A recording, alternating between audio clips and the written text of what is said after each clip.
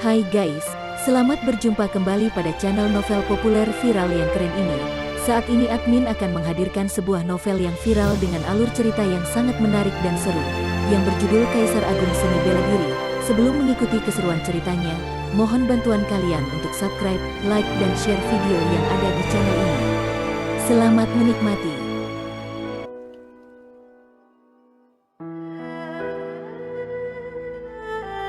Kaisar Agung Seni Bela Diri, Bab 197, Pusaka Formasi Kuno. Di kedalaman dataran tak berujung, belasan sosok bayangan melintasi rerumputan dengan kecepatan tinggi.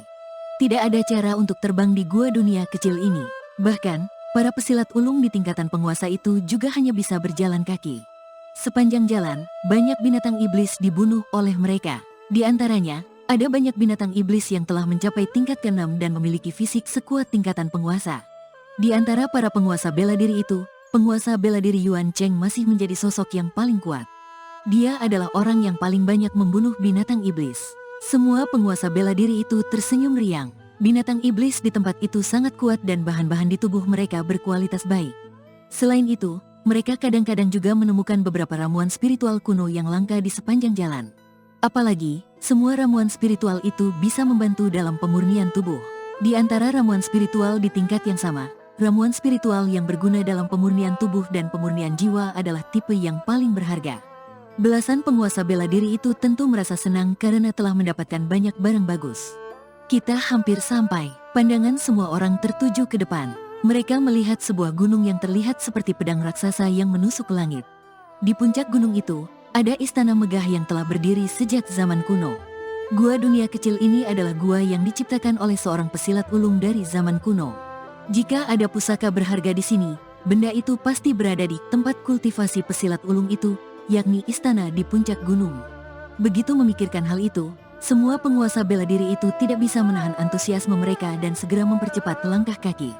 Makin dekat jaraknya, seseorang akan menyadari betapa tingginya gunung itu. Puncak gunung itu tidak ditumbuhi satu tanaman pun.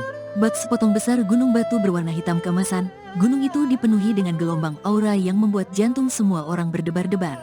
Ketika tiba di kaki gunung hitam keemasan itu, para penguasa bela diri itu seolah-olah terdorong untuk bersujud dan menyembah.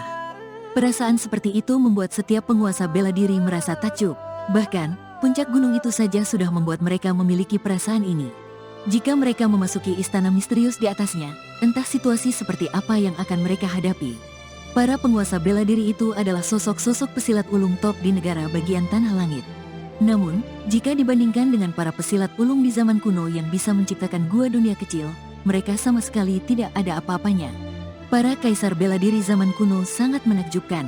Hanya dengan menciptakan gunung di gua dunia kecil, mereka sudah menunjukkan seberapa dahsyatnya kekuatan mereka.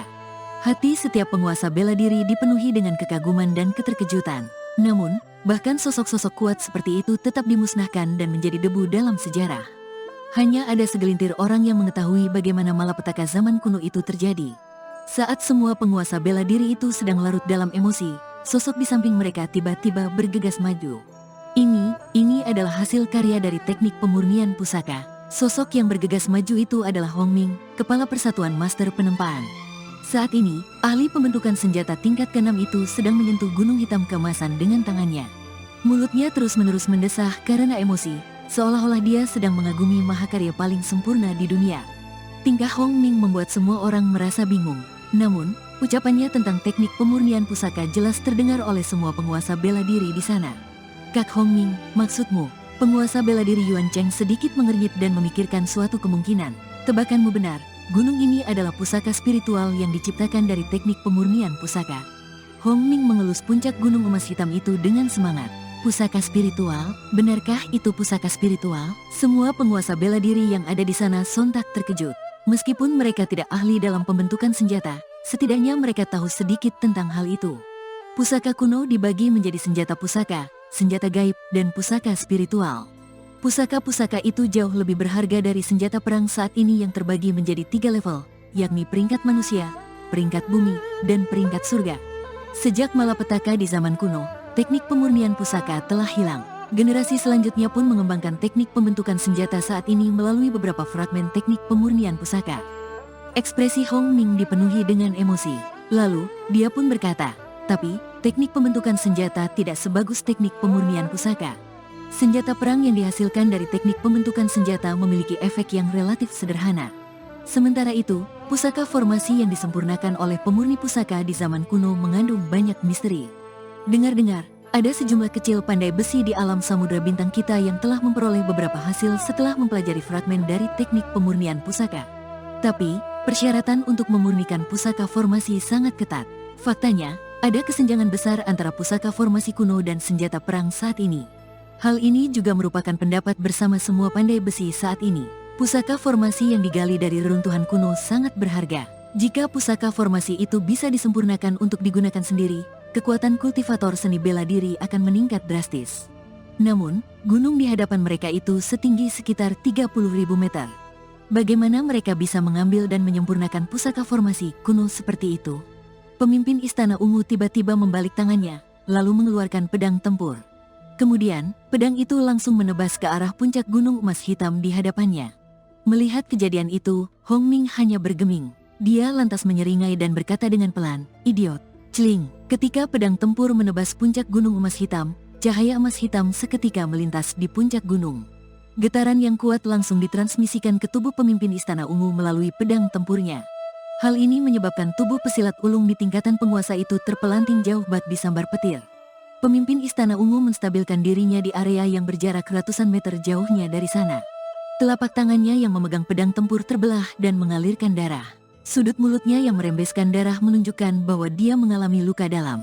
Melihat kejadian ini, raut wajah semua penguasa bela diri di tempat itu sedikit berubah. Gunung ini adalah pusaka formasi kuno. Kalau prediksiku benar, gunung ini masih di tingkat pusaka spiritual. Kecuali, ada kaisar bela diri di sini, enggak ada yang bisa menggoyahkannya. Pusaka itu masih dalam keadaan pusaka formasi tanpa tuan. Kalau seseorang mendesaknya, gumpalan kekuatan akan muncul dan langsung membunuh semua orang yang ada di sini, kata Hong Ming sambil melirik pemimpin Istana Ungu yang terluka dengan sorot mata yang dingin. Semua orang tidak meragukan perkataan Hong Ming, sebab mereka sudah memetik pelajaran dari pengalaman pemimpin Istana Ungu sebelumnya. "Bagaimana kita bisa mengambil pusaka formasi kuno itu?" tanya Van Tite sambil tersenyum. Menurut catatan di buku kuno, pusaka formasi yang disempurnakan oleh pemurni pusaka di zaman kuno bisa berupa benda besar atau kecil. Dari benda sekecil meson sampai benda sebesar langit. Selama vital sejatimu cukup kuat, kamu bisa bebas mengontrol ukuran pusaka formasi, bahkan memasuki tubuh pusaka itu untuk memanipulasinya sesuai keinginan.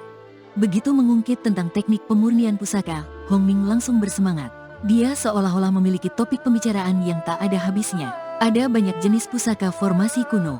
Jimat mantra yang disempurnakan oleh ahli formasi di dunia sebenarnya lahir dari teknik pemurnian pusaka.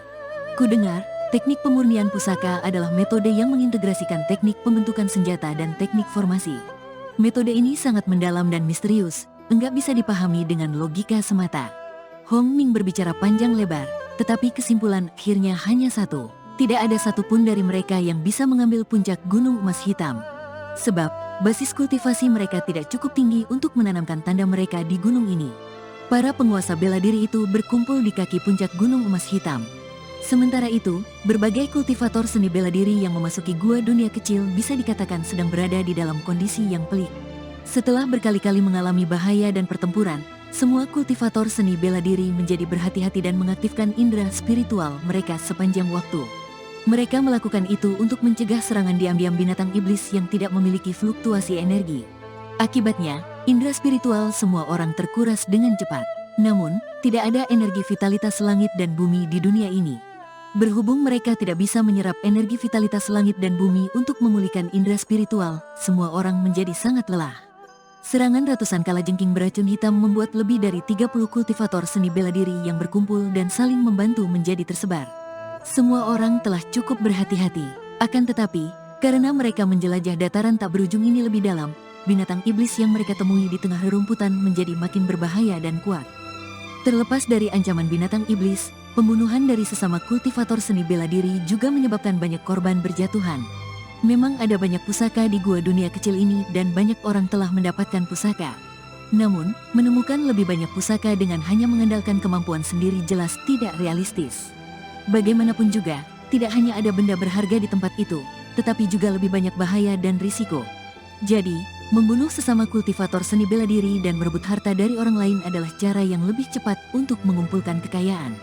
Jika bisa membunuh seorang kultivator seni bela diri, seseorang tidak hanya akan mendapatkan pusaka yang diperoleh oleh lawannya. Sebaliknya, mereka juga akan mendapatkan banyak batu vitalitas dan berbagai pil obat di cincin penyimpanan lawan. Lagi pula, semua orang yang memasuki gua dunia kecil setidaknya memiliki basis kultivasi di level ke-7 tingkatan pemurnian ilahi. Harta di cincin penyimpanan masing-masing orang pasti sangat banyak. Luo Xiu dan Yan Yueyu bertemu dengan dua orang yang memiliki niat buruk itu. Orang pertama adalah pria tua berpakaian ungu dengan basis kultivasi level pertama tingkatan raja.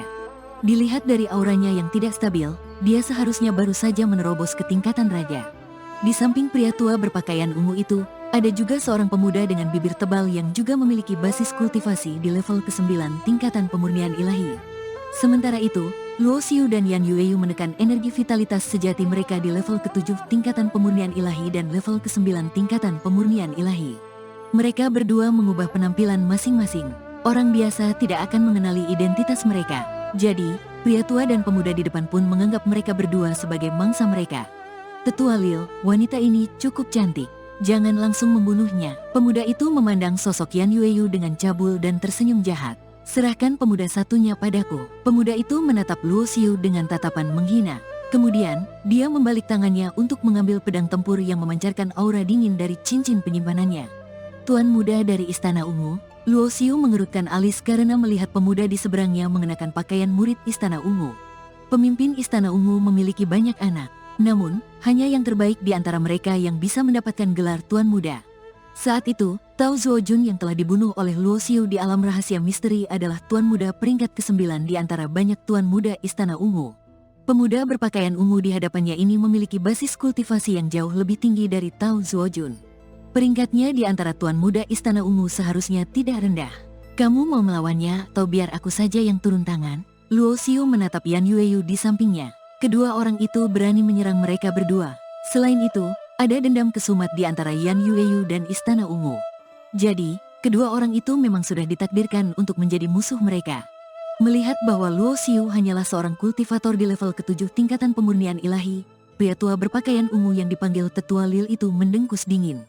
Kemudian, sosoknya tiba-tiba menghilang dari tempatnya. Wos, cahaya pedang berwarna ungu membelah udara dan langsung menusuk Yan Yueyu. Basis kultivasi yang ditunjukkan Yan Yueyu berada di level ke-9 tingkatan pemurnian ilahi, sedangkan Luo Xiu hanya di level ke-7 tingkatan pemurnian ilahi. Jadi, tentu saja pria tua berpakaian ungu itu memilih untuk menyerangnya terlebih dahulu. Ketika pria tua berpakaian ungu itu menyerang, pemuda berpakaian ungu yang mengaku sebagai tuan muda juga mulai bergerak. Cahaya pedang tempur di tangannya menyebar dan bergegas menuju Luo Xiu. Hanya kultivator di level ke-9 tingkatan pemurnian ilahi. Luo Xiu menatap pemuda berpakaian ungu yang bergegas ke arahnya dengan tatapan sinis. Tanpa perlu menghunus pedang gigi harimau di belakang punggungnya, Luo Xiu mengangkat jarinya dengan perlahan dan menunjuk ke depan. Celing, kekuatan tubuh perang tingkat akhir langsung menghancurkan vital sejati yang terbalut di pedang tempur milik pemuda berpakaian ungu. Di bawah tatapan ngeri pemuda itu, tubuhnya seketika terpelanting jauh. Pedang tempurnya terlepas dan tangan yang menggenggam pedang tempur itu pun patah. Mulut pemuda berpakaian ungu itu menyemburkan darah. Raut wajahnya dipenuhi dengan ketidakpercayaan dan kengerian. Pada saat yang sama, sebelum mendekati Yan Yueyu, pria tua berpakaian ungu itu merasakan sebuah tekanan agung yang menekannya. Bak ditekan oleh sebuah gunung, tubuhnya langsung ditindih ke tanah dan mengucurkan keringat dingin. Saat ini, baik pria tua maupun tuan muda itu langsung sadar. Mereka tidak hanya gagal menghabisi sasaran, sebaliknya, mereka malah mendapat bencana. Hanya dengan satu tekanan, Yan Yueyu bisa melumpuhkan pesilat ulung di level pertama tingkatan raja hingga tidak berdaya. Sementara itu, serangan jari pemuda satunya bisa melukai kultivator di level ke-9 tingkatan pemurnian ilahi. Terutama aura pedang berbentuk api hitam itu. Itu adalah ciri khas seseorang. Ternyata kamu memang Luo Xiu. Wajah pucat pemuda berpakaian ungu itu menunjukkan keterkejutan.